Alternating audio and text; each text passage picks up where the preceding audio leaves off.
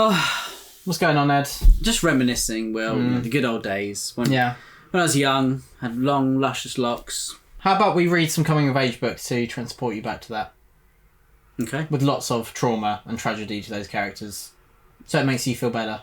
Yeah, count me in. Let's do it. Readers, reviewers, countrymen, lend us your ears. And a huge thank you to all of our Patreons. Thank you to the Pit Fighters, the First Swords, and all of the Bright Stars, Truth and Courage. Hello and welcome to the channel today. I'm Will, this is my brother Ed, and we are going to be talking about coming-of-age books that we love and would recommend. And we'd like to thank Anne Sons for sponsoring today's video, because we do look uncannily similar. Thank you for sending us these tops. Well, let me just clear something up. They did send them because we paid for them. They're not sponsors, I'm afraid, Ed. We just like Anne Sons. They could be sponsors. They could be, but not yet. Maybe. We're talking about our favourite coming-of-age stories, and then in the middle we'll have a little snippet talking about why do we like coming-of-age books. And so, Ed, we've got 5 each, totaling to a grand number of 10. And we've been disciplined in limiting it to 10. Wow. Whoa, let's not do a top 10. It's not a ranking. Let's not be silly. We're just throwing them in there, and we chose some to be quite different from each other as well, to encapsulate all the different areas of coming of age that we love. Ed, kick it off with the greatest coming of age story of all time.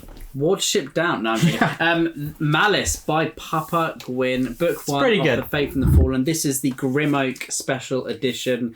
Absolutely incredible. But I always think of The Faith and the Fallen, and when I do think of it, which is regularly, I think of Corban, who is probably my second best friend after you. Thank you, Ed. That's very right, nice of you. And I just love Corban so much. Faith and the Fallen is very much centred around him growing up. And I just get this warm feeling in my belly when I think of The Faith and the Fallen, specifically Corban and the gang, where they're growing up in Ardan, in Duncarrig, hanging around together, going to the fishing villages, climbing the cliffs, learning to wield swords and ride horses and get lost in woods and all sorts of that stuff that we all did as children. Looking at giant wolves, etc. Seeing gravestones weep blood. Exactly, some of the best that life can offer. Childhood memories. And I just absolutely love the coming of age segment in Malice. Now I think I usually prefer a book 1 over any other book in the series. Because it has that kind of slice of life stuff. And in Malice, I particularly love how the slice of life feeds into Corban's character. Yeah. Try and say slice of life after a few Guinnesses. And where's the slice of life of tragedy? I haven't tasted that, but you do when you pick up Malice. You really do. But I do love it when they're all happy and smiling. And we talked about Papa Gwyn. Now let's go to one of his inspirations, and that is Sword in the Storm by David Gemmell. This is one of those books that I see as a bridge between classic and modern fantasy. David Gemmell was known as one of those authors. He takes kind of classic fantasy element and he adds grey characters into the mix. Stamford Bridge, Stirling Bridge, all those bridges. Wayne Bridge. Any grey bridges? Wayne Bridge. But Sword in the Storm is, in my opinion, David Gemmell's best book. We follow Conover as a child and as he grows into a man, a leader of people, and one who makes some terrible decisions, but in a way that you somehow still love him and root for him. So the big premise is it's inspired by the Romans v Celts and the Romans infringing on Celtic lands and taking over. And so that's the historical inspiration for this fantasy world. And so we've got the people of stone, which are the Romans, and then we've got the Regante, who are the Celts. And the other clans as well. Yeah, the Regante are one of the clans. And Conover is one of the members of the Regante. And so much of the first phase of this story is just him growing up, his friends, his enemies, how they become friends, how some of them become enemies, how people grow respect for him, and how he learns the lessons of childhood and of those formative years to make you into the person you become as an adult. And it is just done expertly. It's quite small, especially for fantasy. We're used to these huge chunkers, so how nice to have a gift of a book like this. You can even read it as a standalone, but I'd say it's more of a duology. You can read it with book 2, Midnight Falcon, and then there are another 2, but they're almost a separate duology. So let's just focus on this. I always do say that I wish that this was longer. That's what I always wish with David Gemmell's books, is that they were longer. Another 100 pages. Because what a nice problem to have as an author as well, that your books are just so good, people want more. Exactly, and usually we're like, good book, let's trim it down a little. Yeah. So there's the opposite problem with this. But But Conover is an exceptional leading character. He's really charismatic, and I find he's one of the most magnetic characters I've come across. Magnetic and part of that is a great is word. because of the journey of him as a child. As we'll talk about a bit later, that use of innocence and their actions is really powerful in this, and it really just attaches you despite the things he does later on. But there we go, Sword in the Storm. It's really interesting because the first 3 books that we mentioned are kind of books that I feel all go together. Like if they were, if you had a party going on, that these 3 books would arrive together in the same I think they'd be car. friends. In horse and cart, probably. Yeah. I completely agree. I think they would be friends. And this one for me is Dreaming the Eagle, which is book 1 of the Boudica Quartet by Amanda Scott. Dreaming of the Eagle was one of my favourite books. Amanda Scott, one of my favourite writers. She is the Robin Hobb of historical fiction. She writes with such panache and flair for these characters that you cannot help but utterly fall in love with them alongside their journeys, what they go through. And this is obviously Boudica, the story of Romans versus Celts, the Iceni tribe, or the Iceni, as other people say as well. And you actually have 2 pretty much coming of age stories here, where we have one about Breika, who later becomes Boudica, and she is an amazing warrior, but she wants to become a dreamer. So in their society, kind of like they're druids, they're spiritual people who can visit the spirit realm, and they have a way with animals, and they have really important positions in society. Breika really wants to be a dreamer. Now you also have her half-brother Ban, who's a couple of years younger than her, and he is very gifted in the arts of dreaming, but he wants to become a warrior. So it's You see what she did the there? flip side of the coin. Now, what I love here is seeing how different the siblings are and similar, and seeing how both of them wants what the other one has. The grass isn't always greener. No. But I love Amanda Scott's writing. She has a focus on animals, which is really important to our family. She has a focus on relationships, about friendships as well, and how they grow through time, and how sometimes they recede, and other times they grow in importance as well. And I just love the characters of Breaker and Ban. And I think you'll kind of see a theme here. If you enjoy the character, you immediately are invested. You love the world. And Amanda Scott just writes with, like, everything just feels special and unique and important. And these people, I wouldn't say they're romantics about everything, but it has that element of romanticism in terms of, like, everything is just so special to them. Whether it's the grass or the trees or the animals or, the way a horse looks at the end of summer, everything's important to them. There's reason behind everything. And I love that. Amanda Scott was previously a vet. And you can tell. Really does play into her writing as well, which is just amazing to read. Another book that I also love, Ed. And now onto, you talked about Robin Hobb. I'm talking about Robin Hobb's book. This is the Farseer trilogy, starting with Assassin's Apprentice, otherwise known as the series where Fitz gets hurt. Fitz Chivalry Farseer, as I'm sure you're already aware, is the main character of this series, and he just goes through a lot. We meet him when he's, I think, 8 years old, and then we follow him until I think he's an adult by the end of this trilogy. He's so sad. He is, but he's a melancholic figure, to say the least. But this is a story that, whilst it is painted with that melancholic brush, it's because there are moments that are so happy, as well as moments that are so sad, and then a whole host of sadness in the middle. But don't worry, it's not too depressing. It'll be all right. I definitely recommend reading this. I think Robin Hobb is one of, if not the best writer for characterization for an entire cast, that they are so complex, and it really feels like they've had a relationship before you meet them. Their interactions with other characters. I wouldn't be surprised to see a folder on Robin Hobb's desk where she's basically mapped out each week of their lives up until that moment. I think that's one of the most important kind of aspects of writing, to make a world feel immersive and actually real. That you've got these characters feel like they have history with one another, as well as the landscape, as well as the environment. So so each of them has their virtues and flaws represented, but in a way that it's not like Robin Hobb's ticking things off the list. It's in a way where it's really organic and rich, and then the development of Fitz as a character is excellent. He's an introvert. He finds himself as an outsider. He's got low self-esteem, and he tries to hide away. But some decisions that are made for him, maybe not for his well-being, but basically it's out of his hands, what he has to do, forces him out of that shell, and in the process he makes some enemies, and in the process he also finds himself falling in love with certain people, and wanting to serve others, and really feeling attached to them and thanking them for things that he shouldn't thank them, and then others he doesn't understand what they're doing for him. It is a tragic story in many ways, and one with such character development. It is simply extraordinary. And Fitz, I've heard some people don't really like him in this first book. They love everyone else and not him. And then book 2, they're like, yeah, I love Fitz as well. Yeah. And so yeah, this is a great coming of age series, one of the best in fantasy, and I'm not the first to say that. Moving on to another historical fiction for me is Dead Man's Walk. Now, everyone has heard of Lonesome Dove. I recently watched a video with Chris and Mads, and they were saying, obviously, Lonesome Dove is very high on their TBR. They weren't even sure that they weren't aware that it was part of a series.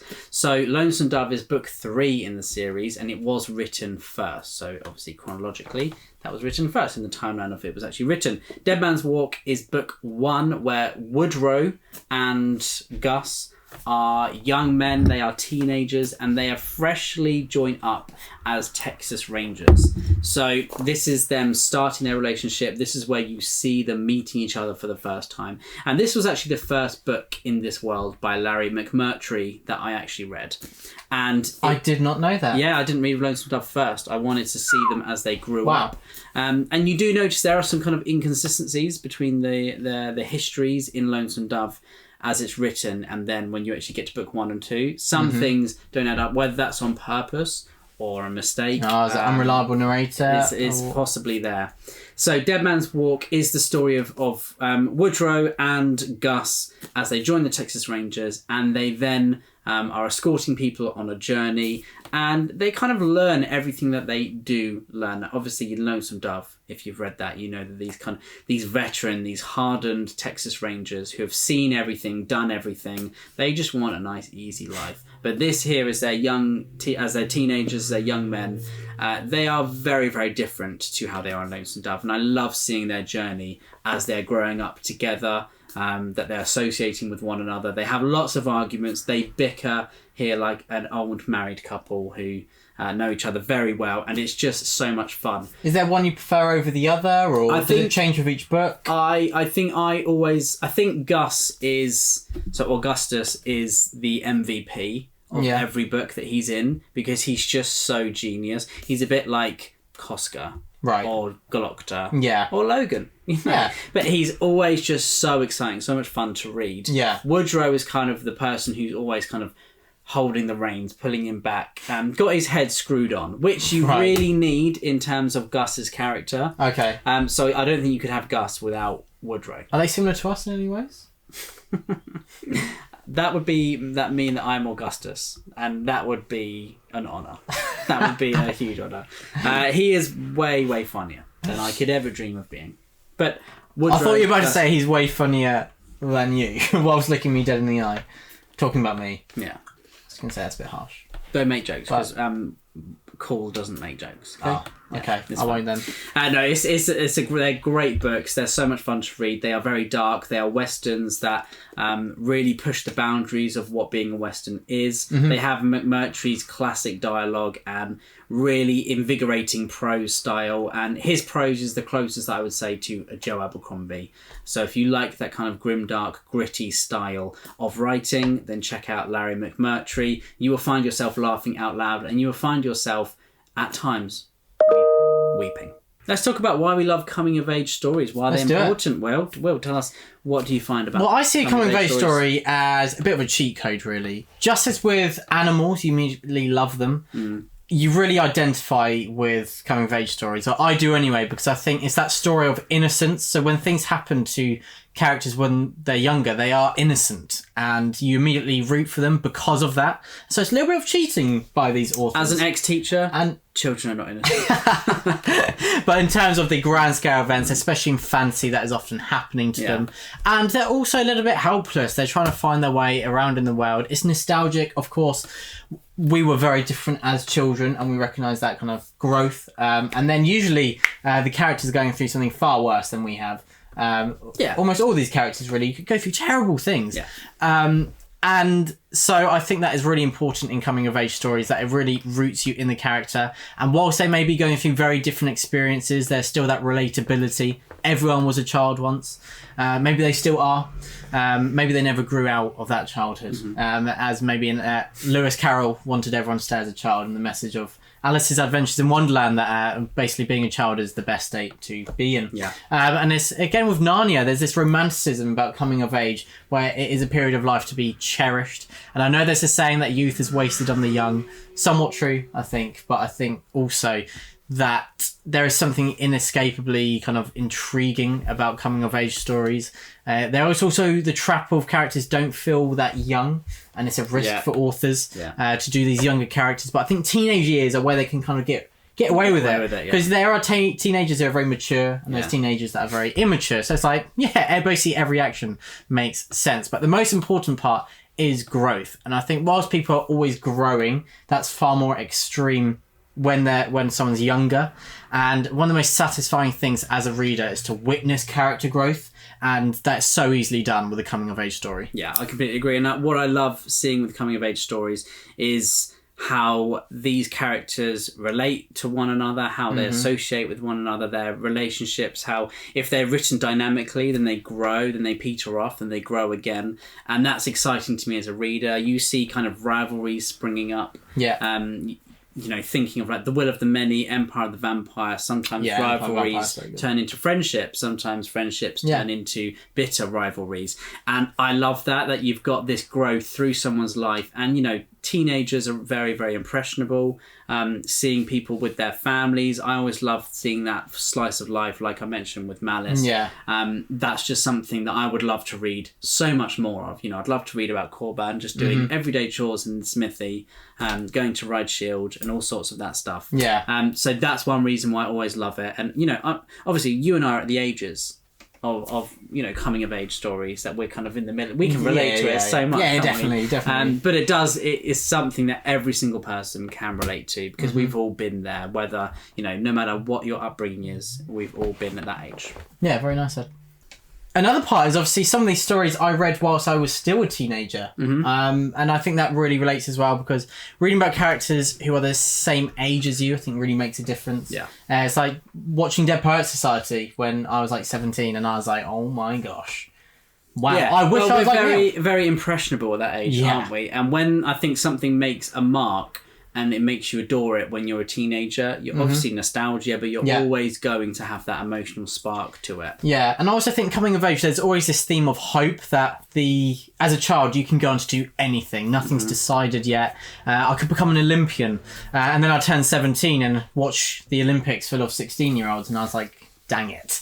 I'm a bit late, but coming of age has that idea of hope that the characters can go in any direction. Whereas, of course, you can have characters that are older and they kind of change their way of life, but it just feels quite different when it's a child and you don't know where they're going. I find many coming of age stories catch me out with the direction it goes into, because there's that freedom and you don't really have to have as much logic to why a character's changing. Children can be... They're a teenager. They can be irrational. They can be very... spontaneous, and that just makes far more sense in a child than it would an adult, with the weight of responsibilities upon their shoulders. And we've touched upon the tragedy, we've touched upon the heroism, that innocence that can just transfer to wanting to do good. So many classic fantasy series are centered on someone wanting to be part of an order of restoring good to the world. And then the older characters are like, that's just not realistic. And they're cynical and they're nihilists. And it's nice to have that hope represented in a character. And they are usually the younger ones. It's true. And obviously, if you, like us, and you read a lot of fantasy, a lot of gritty historical fiction, a lot of maybe books that are bordering on grimdark or even grimdark, then you see a lot of bleak outlooks upon life. And it's nice to see that kind of maybe more Tolkienistic view, possibly. Yeah, very nice. And then there's books like Normal People, which are about people my age in the modern day. And that's a really powerful story about the influence we have on each other and the magnetic nature of people you want to be around. And how important like friendships, relationships are. And how you don't kind of maybe sometimes realise how important they are when Yeah. you're in the midst of it. Yeah, and I think obviously that's a lesson you can learn at any point in your life, but I think there's just something so magical about seeing it with younger characters really experiencing it for the first time and having those revelations. So there's a lot of power to theme exploration in coming of age stories. But now, Ed, you know what? Let's get back to the books. My next one is Blood Song by Anthony Ryan. We have got one of the coolest names in fantasy, Valen Al-Sorna. And he is left as a child on the doorsteps of an order to join them. And he doesn't know why his parents have taken him here, so he's got that rejection. But whilst he's feeling this rejection, he is introduced to a new family who initially they're not very nice to him, and there's a bit of an enmity. But over time, there's growing friendships, growing enemies. Maybe they turn into friends. Maybe his friends turn into enemies. Who knows? I won't spoil it. But you really see the journey from child to man. And it's a chronicler's tale because we've got Valen in his modern day. He's a prisoner and he is being interviewed and he's telling the story of his past. And so we've got this inflection of his narration on the past of what's really important. And you can see a bit of bitterness and that juxtaposition of his innocence as a child with his bitterness as a man and things he missed was just handled really well. And Anthony Ryan really showed his skill as a writer, blending that together without making what was to come too obvious or making it seem weird that certain details are withheld. It was really organic and rich, and the characters are fantastic. I was talking to Papa Gwyn about Bloodsong recently, and he said how it's extraordinary. He read it about 10, maybe 15 years ago when it just came out, and there are still 2 or 3 scenes that he remembers so vividly, and he said that's often, as he's got older, a mark for him of a fantastic book, where those scenes remain as alive in his mind as they were the day he read them. And Bloodsong, I feel the exact same about that. Coming of age story done brilliantly. One POV, pages, and that POV is incredible. Yeah, the last few pages are crazy good. And the next one for me is another historical fiction. I think almost all of mine are historical fiction. Yeah. And it's Killer of Men by Christian Cameron. And this is the story of Aramnestos of Plataea, and it is set in ancient Greece. So we have Plataea is a village that is pretty close to Athens. You've got these rivalries during the Peloponnesian War with Sparta and Athens as well, and Plataea feeds into that quite importantly. And we have the story here of Aramnestos, who's a young man in Plataea growing up. He is a smithy's son, a little bit like Corban and Malice as well. And he wants to become a warrior. So you see kind of that classic tropey coming of age stuff. But seeing it in historical fiction, I think it's really powerful because it's set in history. You know, you're seeing maybe things that you've read mostly in fantasy. What playing out in another genre is, for me, very, very exciting. And seeing how this character, I think if I read this as a teenager, I think I would have probably moved to Greece. And, you know, I'm very impressionable. And there are some amazing moments in Killer of Men. The action is written absolutely incredibly. Aramnestos' growth is very, very poignant. And as Will said with coming of age stories, there are things that are taken in different directions that you wouldn't even imagine. And there's some twists here that you could not guess in 100 years what's going to happen to Aramnestos next. And I just love the way the ancient Greek culture is written. Obviously, we know that Christian Cameron's a reenactor, so he kind of lives these experiences as well. And that's something that really lends itself to the historical fiction genre, where you can really dive into the immersion and seeing that culture playing out as immersive as it could possibly be it's like you're almost able to touch history, which for a history buff like me is very, very pretty exciting. Cool. So yeah, definitely Killer of Men, very good choice. Very nice, and some more history in the mix. I've got history with a little bit of a fantasy element, but you can take it as historical fiction. It's The Winter King by Bernard Cornwell. This is incredible Arthurian retelling, and it makes you hate characters that you used to love, and it makes you love characters that you used to hate. It's pretty extraordinary in that way. We centre on the main character of Derval, a figure of Arthurian legend who is almost always neglected. Bernard Cornwell has dragged him out of the depths, really done his research. Well done, Bernard Cornwell. Kudos to you. And brought him into the centre of this Arthurian legend. So you've got the freshness already there. Masterstroke of genius. Oh, I'm going to do an Arthurian retelling. How can I make it different? I'm going to have a different main character, but one that is already in the Arthurian legend. pretty cool. And then Arthur, all the iconic William's characters. a proper Arthurian geek. I am, although I do need to read like the Once and Future King and things like that, which I still haven't done yet. It's behind me, and I will be reading that some point soon. But it's really hard in the Arthurian legend to deliver on all the iconic characters: Merlin, Arthur, Guinevere, Lancelot. There's so many that are people's different favourites because the Arthurian legend is something that's so prominent and there's so many different versions of it, and so people have very strong opinions, and I do as well. But Bernard Cornwell manages to deliver each in such an iconic way. Merlin is so sharp and nasty in ways, but so funny as well that he's just magnetic on the page. Arthur, poor guy, he's got this weight of responsibility on him. He has a tough time. And he makes some poor decisions, but in ways where you really understand why. Derval is incredible. He's not the leader, but he's a man I would follow. And then you've got Guinevere, another incredible character. And Lancelot, I hate that guy.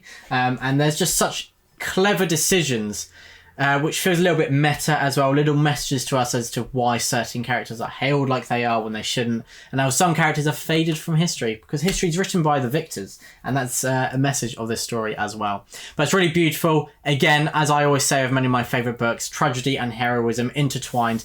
I think there's no better story to combine those themes than the Arthurian legend. My final choice is Panther in the Sky by James Alexander Thom. Now, this is, I believe, a historical fiction written in the 80s or the very early 90s. And I feel like I do gravitate towards these books that are written, old, pre-21st century. Because, I don't know, there's something about the values in it that Tecumseh, the main character here, has. And things that authors put in there that are, kind of special and important to me as a reader. Now we have the character Tecumseh here, so who was a Shawnee chief in the 18th and the very early 19th century, and he is a kind of a chosen one trope, really. When he was born, a shooting star went over his teepee, and he was heralded to be a bringer of great things, that he was going to be a great man when he grew up. And he was one of the few people in history who could actually meet that promise of this prophecy.